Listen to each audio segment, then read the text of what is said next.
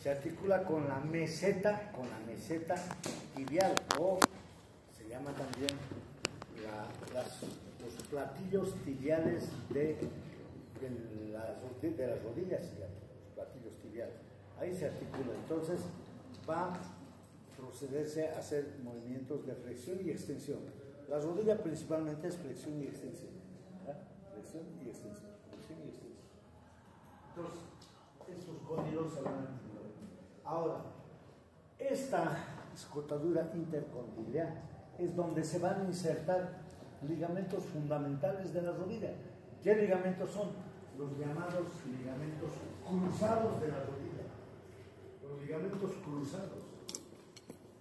Ligamentos cruzados. ¿Por qué se llaman cruzados?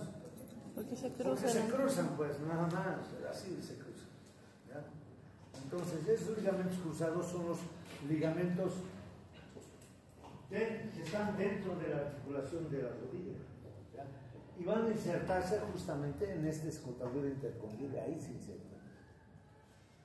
Los jugadores de fútbol generalmente hacen mucha gimnasia, mucho ejercicio, pero resulta que hay un momento en que están con los pies así juntos sobre el piso, pero hacen una rotación. Cuando está la planta del pie sobre el piso, para mover así este hueso, para moverse así, tiene que mover también el pie, no mueven. Entonces, en ese momento, como no mueven en el piso, esto mueven y ahí es donde se rompen los ligamentos. Ese es el problema. Muchos jugadores, entre ellos, por ejemplo, Neymar, que ha sido el último, ¿no? Se han roto los ligamentos cruzados y ya no vuelto a jugar como antes. En Bolivia, el famoso Echeverri, ¿no? El diablo Echeverri, en Chile estaba jugando, se rompió los ligamentos cruzados, ya no fue el mismo, ya dejó la carrera. Sí, muchos futbolistas que se han roto los ligamentos ya no han vuelto a jugar. ¿Por qué? No es tanto porque sus ligamentos no han vuelto a hacer lo mismo, sino ya tienen temor, ¿se dan cuenta? Entonces, temor a enfrentarse con el contrario y dicen, no, si me enfrento, de repente me voy a otra vez, voy a tener otra vez ruptura. Entonces, por el temor del enfrentamiento, ya no juegan bien. Entonces, esto es lo que sucede en deportistas por ruptura de los ligamentos cruzados. Les voy a mostrar en las imágenes de la próxima clase para que ustedes entiendan cómo los ligamentos cruzados son tan importantes. No solamente los ligamentos cruzados están aquí, los ligamentos también que están aquí dentro son intraarticulares, los ligamentos menisco-femorales, que van del menisco a esta región, femorales. Los menisco-femorales. Estos ligamentos cruzados y los menisco-femorales son los ligamentos intraarticulares de la rodilla, muy importantes. Vamos a hablar de todas las articulaciones, porque hablar de las articulaciones, ya ustedes en un hueso de la cabeza han hablado de las sinartrosis o fibrosas. A nivel del tórax han debido hablar de las articulaciones cartilaginosas o anfiartrosis. Y estas de la rodilla, del hombro, son sinoviales o también de gran movimiento o diartrosis, antiguamente llamada diartrosis. Pero en general vamos a hablar de esas articulaciones. Cuando terminemos esto, y si tenemos tiempo vamos a hablar de esto. Entonces, esta es la característica de la anatomía de esta parte. Ahora, por encima de los cóndilos, ¿qué vamos a encontrar? Aquí hay una superficie muy interesante. Aquí, si ustedes se fijan, aquí tiene una forma más o menos triangular. Es el surco. Esta se llama fosa obliqua.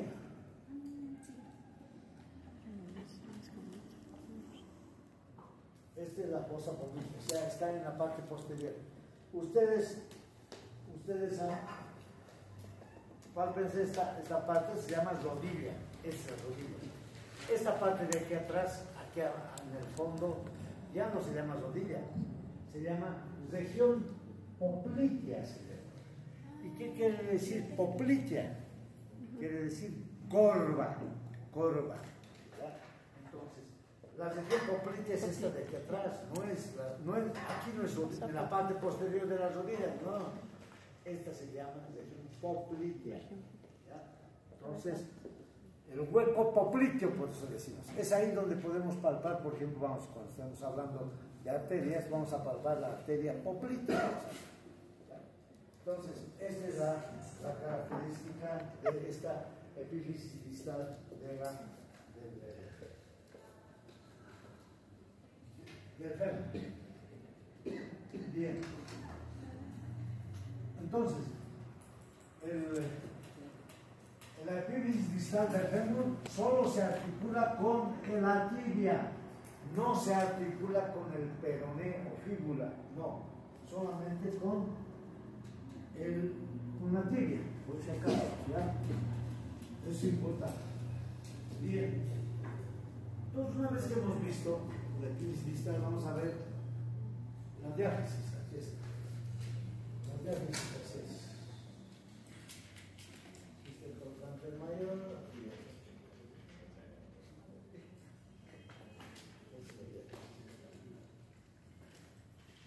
Esta es la cara anterior.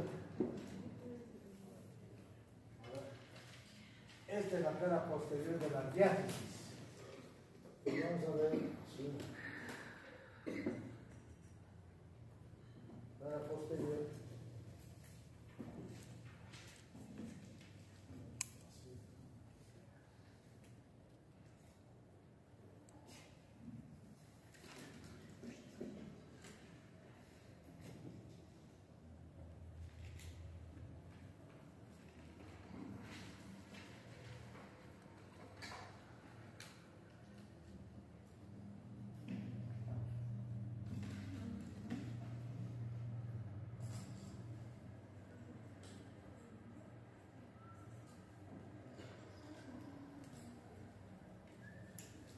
Entonces, ¿qué vamos a estudiar en la diáfisis?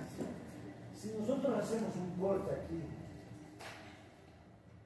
del hueso, ¿qué hacemos un corte? Vamos a cortar. Vamos a ver que la diáfisis tiene esta forma de un triángulo.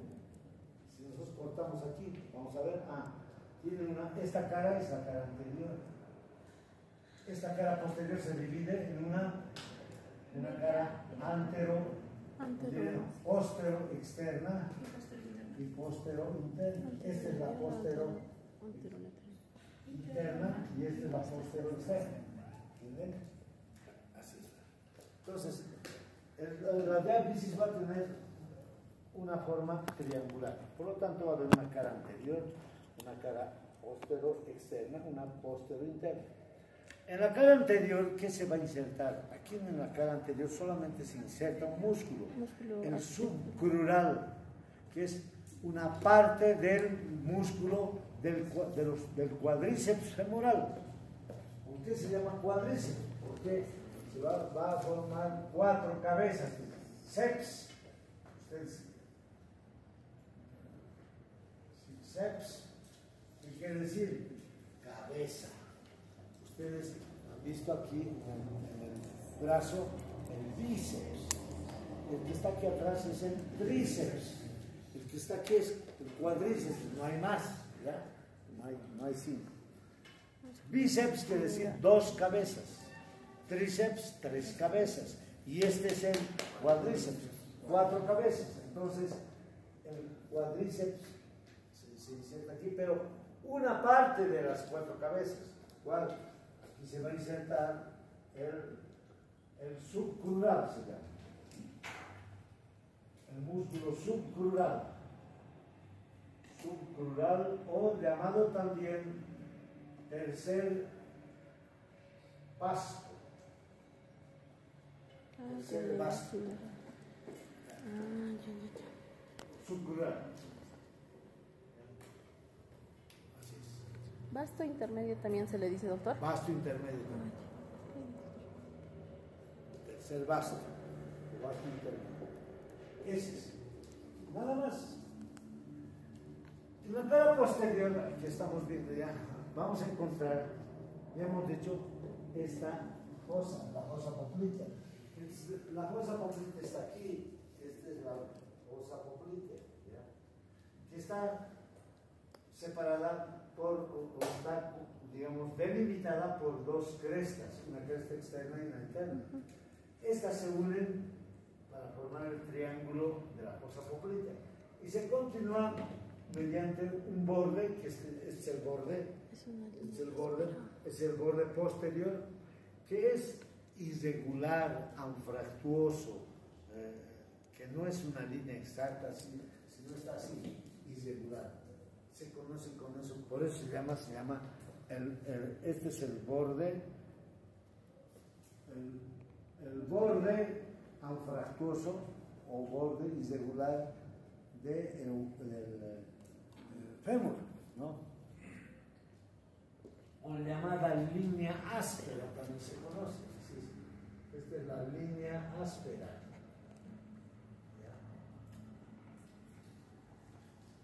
¿Ya? Esta línea áspera asciende y se va a dividir así, va ascendiendo y se divide en tres, así, en tres crestas. Por eso se llama línea áspera de trifurcación del fémur.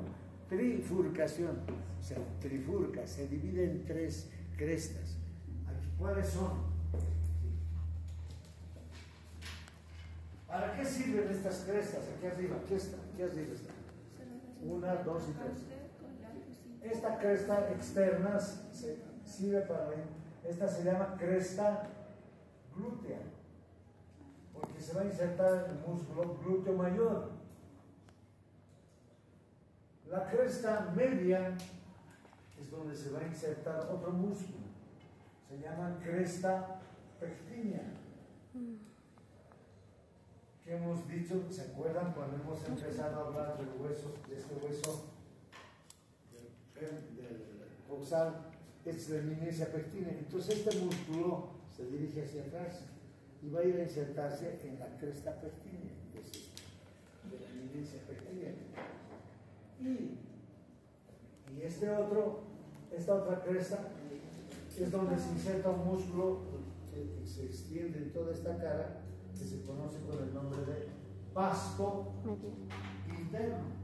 Aquí se va a insertar músculo vasto interno, que es parte del cuádriceps femoral. ¿Ya? Entonces, esto es importante para que ustedes sepan esta parte posterior. Por supuesto, no les estoy nombrando otros músculos más que son importantes en los aductores, porque vamos a hablar cuando les muestre el hueso, el músculo. ¿Sí? ¿Cómo se llama la cresta del vasto interno? Cresta del vasto interno, cresta medial. La cresta glútea es la externa, la del medio es la cresta pectínea y la interna es del vasto interno. Ya vamos a ver, cada uno de estos tiene sus funciones. Tenemos que por eso previamente conocer estas cosas. Muy bien. Entonces, hasta aquí la descripción del fémur. Pero ahora vamos a ver su aplicabilidad. Vean ustedes, aquí hay un ángulo, fíjense aquí. Vean, dos ejes, miren, un eje entre la cabeza, cuello, y viene hasta aquí. Y este es otro eje, que sigue la parte de la diáfisa. Entonces vamos a encontrar un eje, muy importante. Esto es la aplicabilidad ya de estos ejes. Entonces, vamos a hablar de un primer eje entre el cuello y la diáfisis que normalmente existe. ¿Ya? Normalmente existe. Este eje. Entonces resulta que este eje entre aquí está, sería aquí en medio cuello y en la cabeza. Este eje, estos dos ejes van a formar un ángulo. Este ángulo se llama ángulo de inclinación. Este ángulo es de inclinación entre este y este. Este ángulo, aquí va a formarse un ángulo que se llama ángulo de inclinación. Todos tenemos, todos. O sea, venimos de fábrica, de nuestra madre, ya nos ha formado así. Y así nomás va a quedarse, así nomás. Así queramos cambiar, pero va a seguir así. Ustedes se han fijado, por ejemplo, cuando este eje, imagínense, este eje, que es así, este eje, es normal así, se vuelve más pequeño, el eje se vuelve más corto. Este eje se vuelve más corto. ¿Qué va a pasar con los cóndilos? Se dirigen hacia adentro, ¿no? Se dirigen hacia adentro. A esto se llama coxa valga. ¿Qué quiere decir eso? O sea, las rodillas se van a juntar. Ustedes les gusta ser observadores, espero que sean un médico siempre es observador. Si no son observadores no va a haber nada.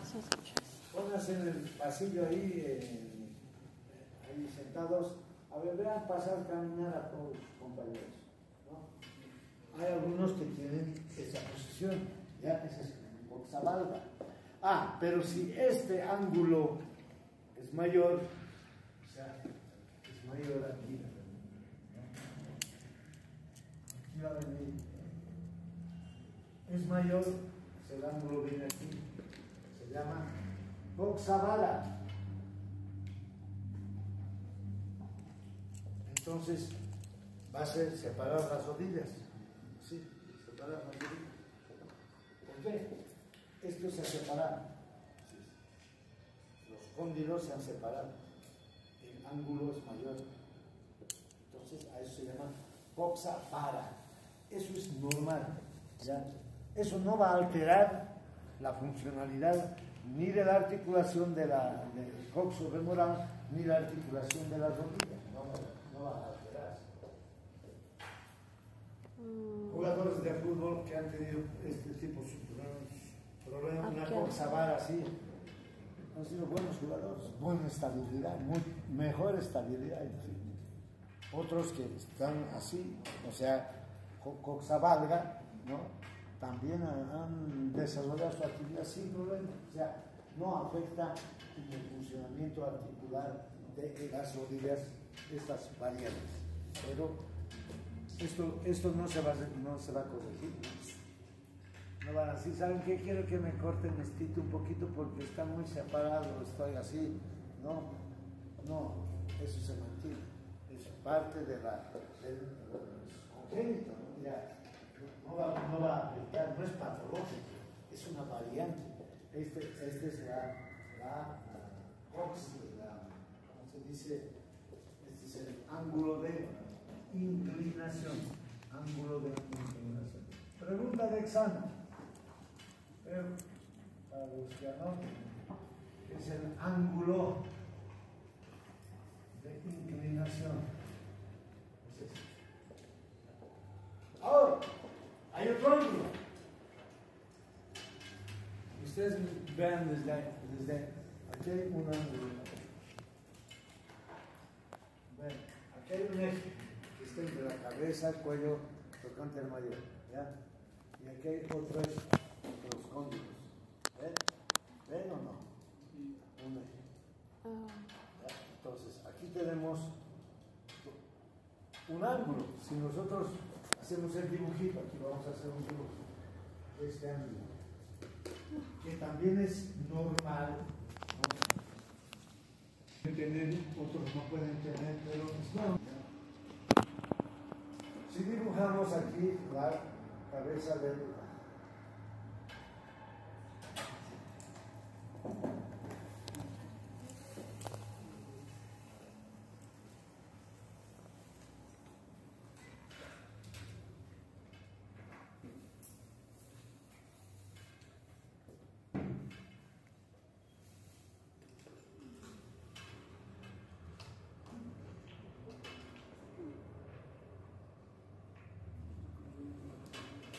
Entonces, ¿qué estamos viendo? Aquí el cuello y el trocánter mayor de la quilis proximal, allá al fondo, los cóndilos. Y se va a formar un ángulo aquí. Este ángulo se llama ángulo de torsión o ángulo de declinación. Ángulo de declinación o de torsión o torsión. Este ángulo es normal también, pero si este ángulo aumenta,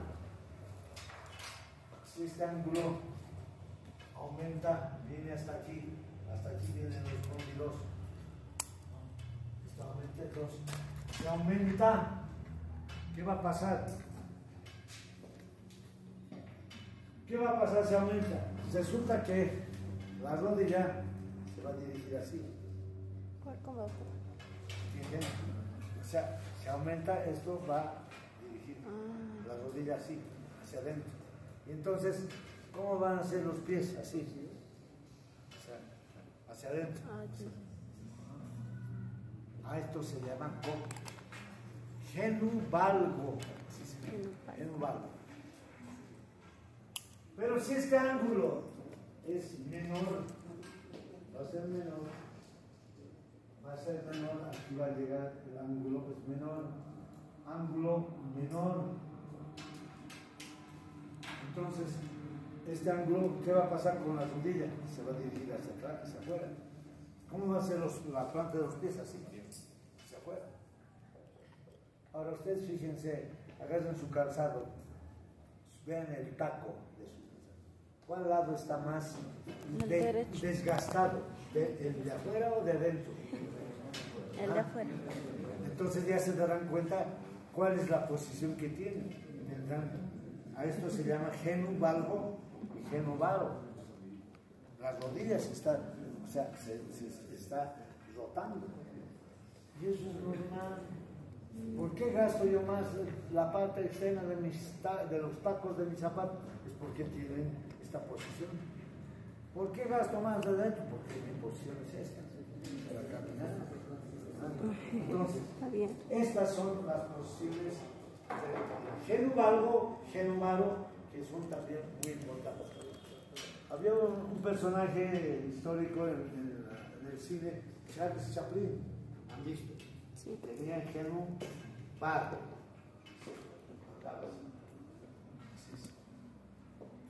Normal. Otro personaje que tenías del Chavo, que es el Kiko, así.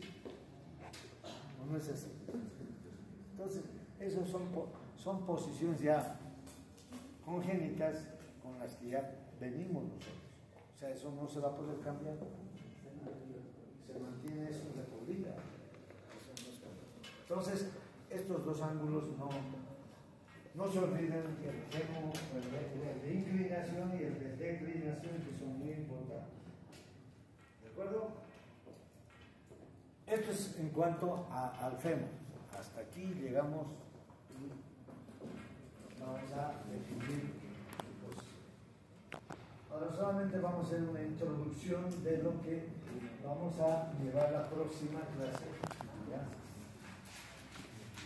Entonces, una vez que ya sabemos que son la lesión de la coxofemoral, toda esta región de la pelvis y de la región del hueso del fémur, vamos a hablar de qué regiones vamos a hablar. Entonces, tienen que estudiar los huesos. Si saben los huesos, los músculos caen de maduro, sin problemas, ya no hay problema.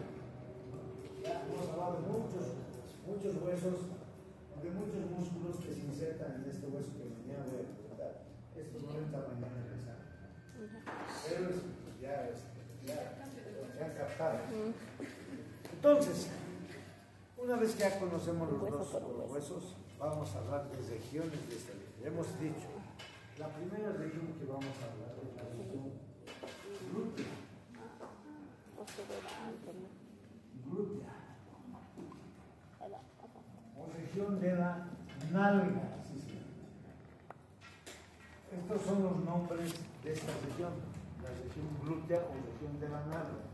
Ya hemos hablado que todos los otros calificativos que se dan a esta región no son válidos desde el punto de vista médico. Los otros calificativos no corresponden a la literatura médica. ¿Ya? Bien, con esos nombres se conocen, ¿no?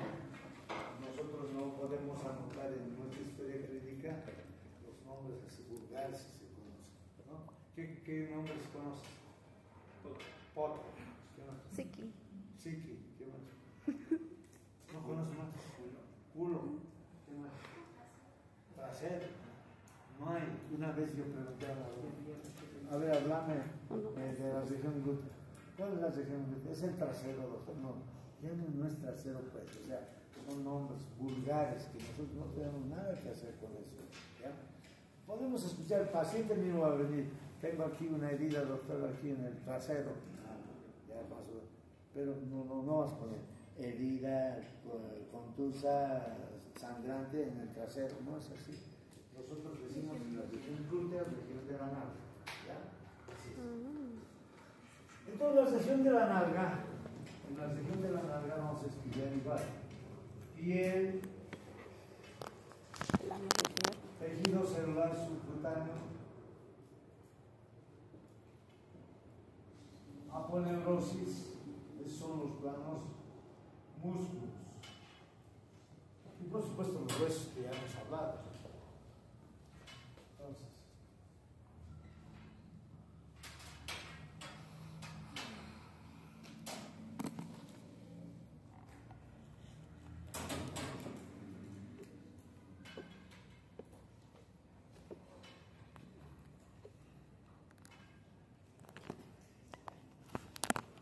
¿cuáles son los límites de un glúteo? Los límites de la región glútea son hacia arriba. Hacia arriba vamos a encontrar aquí a la cresta ilíaca. Arriba la cresta ilíaca. Arriba.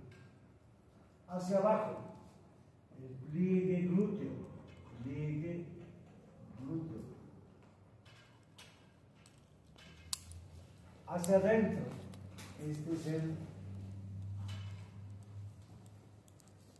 pliegue interglúteo o canal sacro también se llama. O sea, en el fondo vamos a encontrar el canal sacro.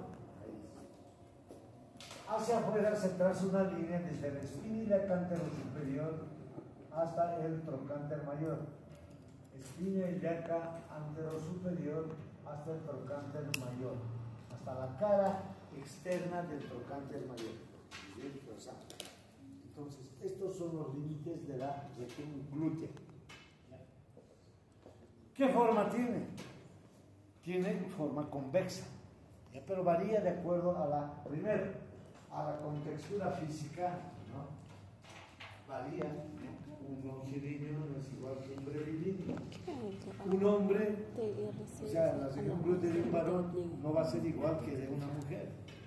En el sexo femenino existe por la influencia hormonal un depósito mayor de tejido graso en esta región, por una influencia eminentemente hormonal, ¿no? Es así.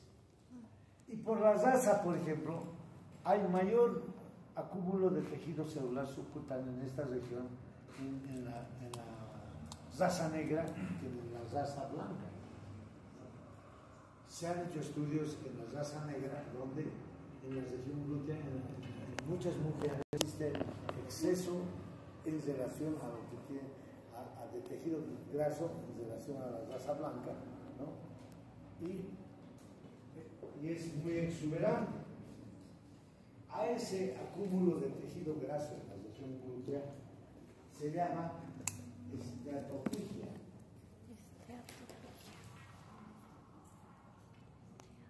Entonces, la esteatopigia es el acúmulo excesivo de tejido graso en las regiones glúteas, pero principalmente, hemos dicho, en la raza negra, esteato que es sin tejido graso. Entonces, eso es lo que vamos a ver. Bien, entonces, primero que vamos a ver la piel. ¿Cómo es la piel en esta región? En la parte media de la región glútea de ambas es glabra, está desprovista de vellos. Pero sí hay gran cantidad de folículos pilosos, glándulas sebáceas y glándulas sudoríparas a nivel del pliegue interglúteo y en la transición de la región glútea a la región femoral, con dirección hacia la región inguinofrural. Entonces, hay bastante tejido sobre las glándulas sebáceas y glándulas sudoríparas. Por eso es muy frecuente que en estos lugares hay obstrucción, ya hemos dicho, órgano obstruido, órgano infectado. Se obstruyen las glándulas sebáceas y se forman ¿qué cosas? Unos nódulos primero, ¿no? Se llaman forúnculos, orunculosis, puede haber forunculosis. Entonces, obstrucción de las glándulas sebáceas en esta región. Pero eso, si se mantiene, va a aumentar de tamaño y ya se vuelve absceso, o sea, aumenta de los gérmenes se multiplican, se va a formar un absceso, así se escribe. Absceso. ¿Qué es el absceso? Es un acúmulo de gérmenes que van a producir un proceso inflamatorio agudo.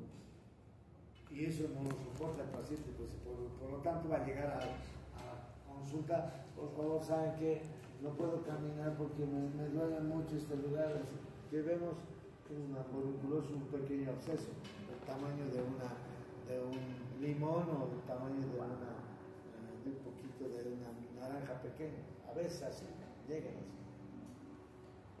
Esta región es bastante húmeda por la presencia de glándulas sudoríparas.